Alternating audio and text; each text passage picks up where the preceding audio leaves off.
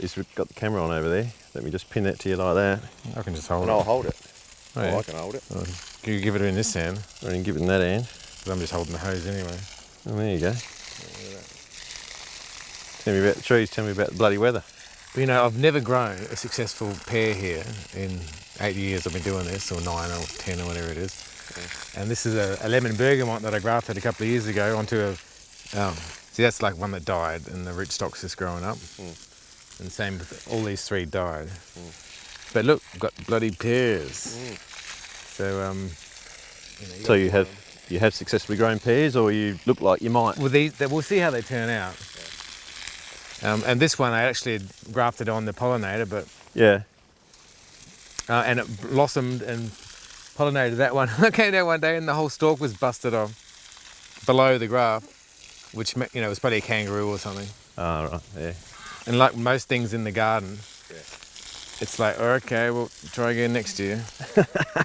You get one shot a year, you know, like in a decade you get 10 chances. So that's a little bit.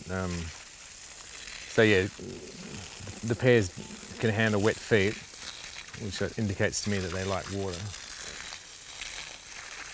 So I'm all on tanks here. There's no bore or no mains.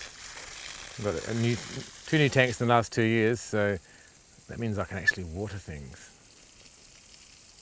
which is kind of nice. Small luxuries. Oh, I'll tell you what. Well, it's a big luxury, I guess.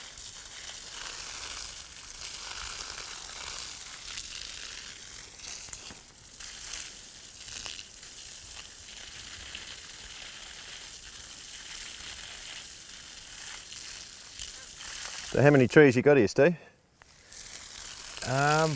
Around 100, a bit below or a bit above. I'm not sure. Yeah. When did you plant those? The first one, these ones along here, I planted before I started on the house. So, I don't know, at least 10 years ago. 10 years ago. But this one, I couldn't remember if it was a Peckham or a Josephine. So when this one died, whichever, that was one of each, because they pollinate each other. So this one, I've grafted on 2 Peckhams and 2 Josephines, so that whichever one, I've got both of them on that tree, so that'll pollinate, okay. And of course all the leaves are getting burnt here. Yeah, well that was about a month ago that happened.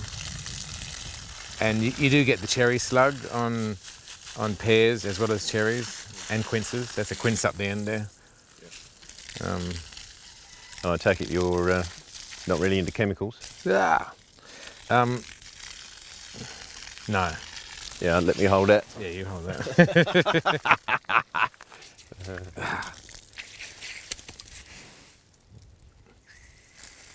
Just a bit of pressure. We're down low here. I mean, are you a philosophical farmer or? Oh yeah. Well, we're not.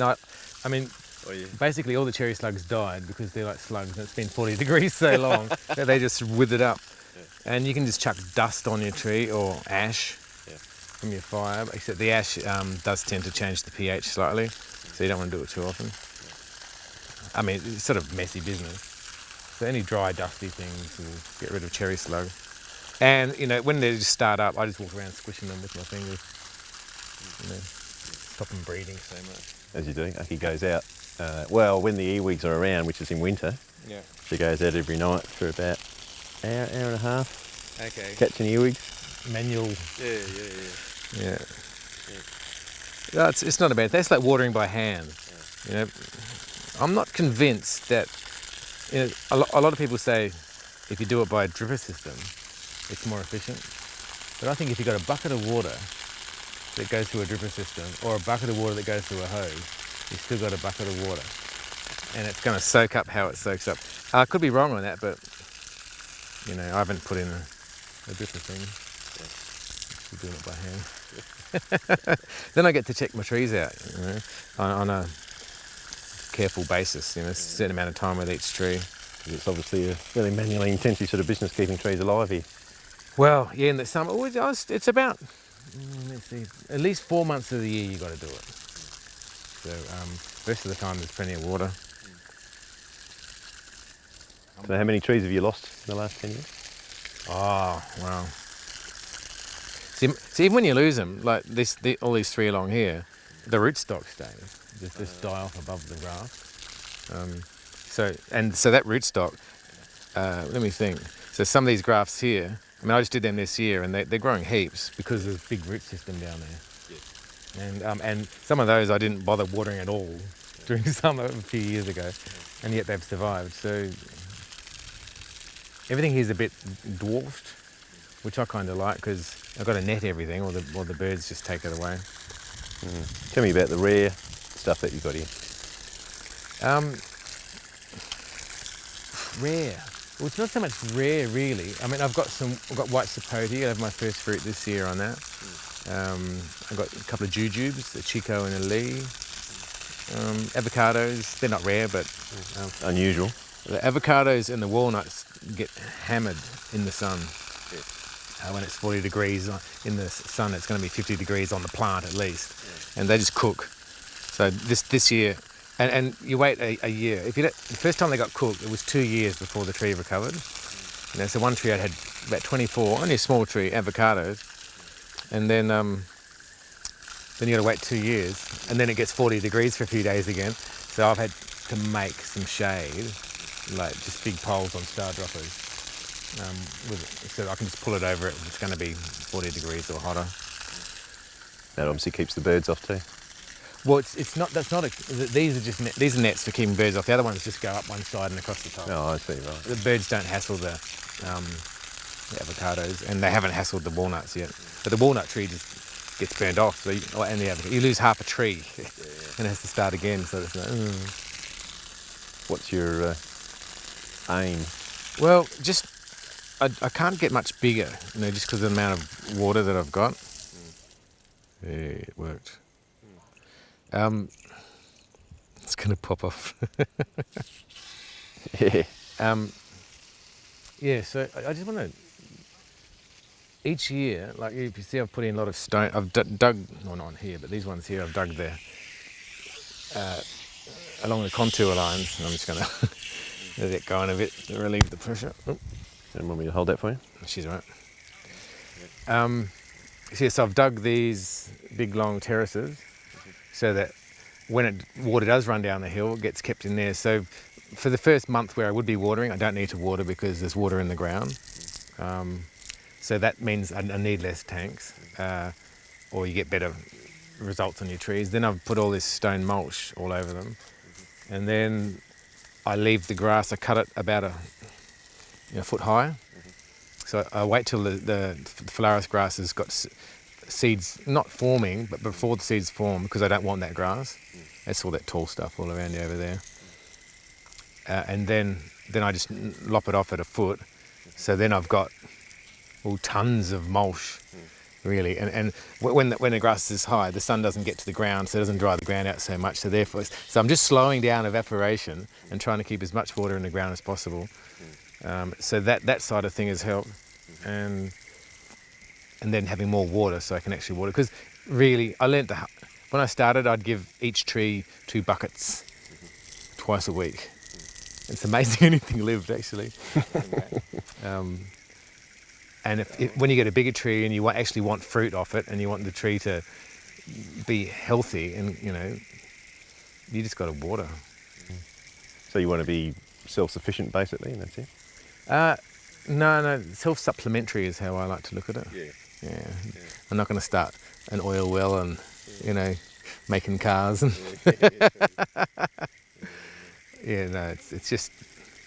it's to do with quality. It's a bit like The Good Life, though, you remember the old television show? Yeah. Well, you haven't seen that for a long, long time.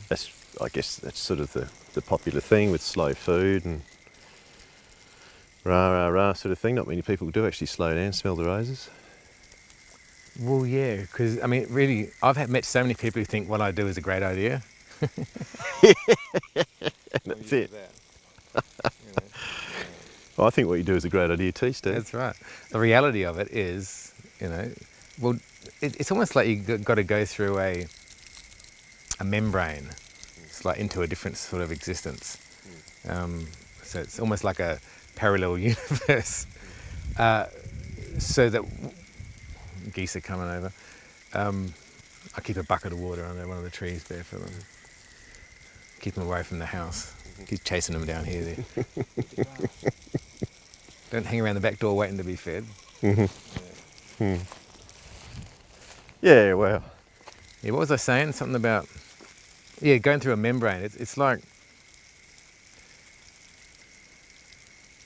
if you had to do what I have to do, and you weren't used to the fact that life's kind of slow, you probably wouldn't want to keep doing it.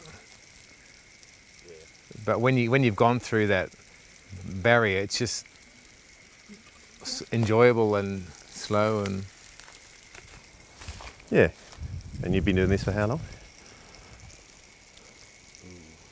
Well, most of your life, you just sort of grew up this way, or? No, I grew up in Papua New Guinea. Well, as a kid, I wasn't doing... look, I always liked growing stuff. My grandparents grew stuff in Bondi, where they lived down there. And growing up in New Guinea, there was, 5 corner fruits, mangoes, pawpaws, bananas, everything growing. Pineapples. So I was used to, you could pull a branch off something and stick it in the ground and it'd grow. Yeah, that's right. This is way different. And up there was always, in those days, a boy house, they called it, out the back, which is where the boy and the Mary, that's what they called men and women when dark. Yeah. I learned about racism up there. And the boy houses always, they grew stuff. They had their little gardens. Yeah. And they would, you'd pay them, they'd get their accommodation there, and you pay them to do whatever you're willing to let them do. So if you didn't want them coming in the house, they'd be gardeners and do the laundry or something like that. Yeah, interesting. Yeah, it's a funny old world, isn't it? Alcohol. Well, that was all alcohol, sort of. In the city, people come in from the villages, and I remember walking to school and stepping over unconscious drunk. On the odd occasion. It wasn't every day. No, you got no problem with people around here? Not really, no. You get many visitors, Steve? Oh, you popped in. Oh, my mother was just here dropping bread off. There you go. That's 2 this year. No, I get visitors. I've got my pizza oven up there, and I have get-togethers with a dozen friends. You're worth a visit. Oh, it's really nice, and a lot of people I know are really good cooks. Well, actually, not last night, the night before, I killed my first guinea fowl. How was that? It was tasty, very, very tasty. That was just my daughter and my friend Andre, retired pastry chef. Who cooked, you or he? We did it together, but he was pretty much showing me how his mother used to do it. Oh, how'd he do it? Roasted it on a high heat for about half an hour, get the skin all nice and crispy, then pull it out, portion it, break it up into bits, and stick it in a pot, cast iron pot with a lid. And we had veggies roasting as well, so we put red onion and some kale leaves, no garlic in that, red wine and salt and pepper, I think that might have been it. How much of the stuff is grown here? The potatoes are grown here, the guinea fowl is grown here, the onions are grown here, and he bought the kale from his garden, so everything was homegrown. Yeah. Fantastic. All right. Yeah. That's probably enough for today. Okay. Brilliant. Thanks very much. I'll grab that microphone off. Yeah. There you go. Get on your man. That was great. That was very spontaneous, Stephen. Little session. My thingo, I've ordered another one of these things, but when no one's here, it doesn't matter if my dick hangs out of my... The camera's still running. Damn, you're going to put that in too, I know you. Well, it depends how... I've got your microphone, so it just depends on how good the sound is, but yeah, for sure. Yeah.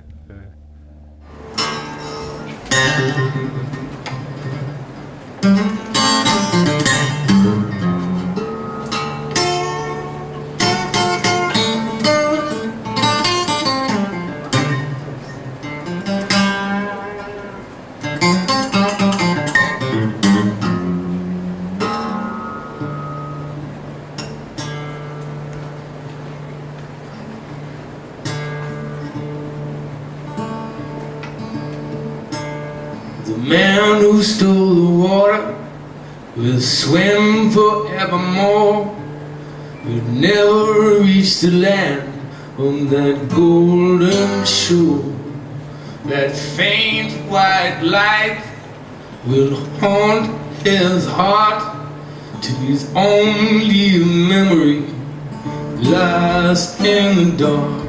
We'll dig a hole in the ground, straight down to hell, till there ain't no more water in that well, well, well. And when you're down on your knees with nothing left to sell, try digging a little deeper in that well, well, well. I said, well, well, well, well, well, well.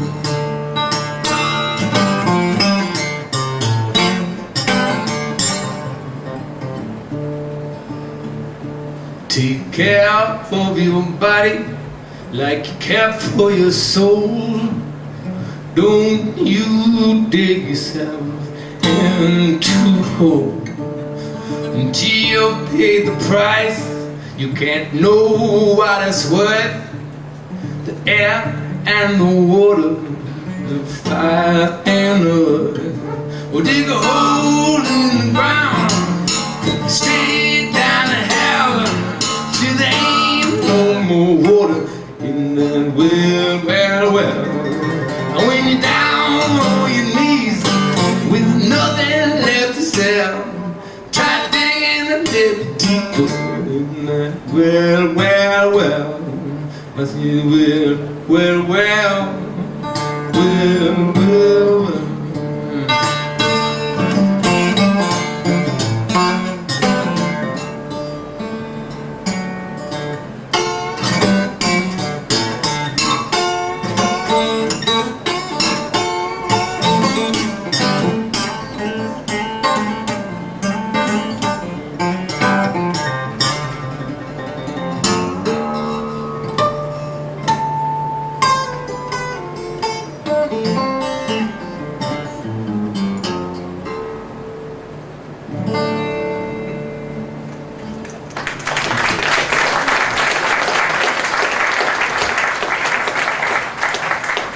Thank you very much.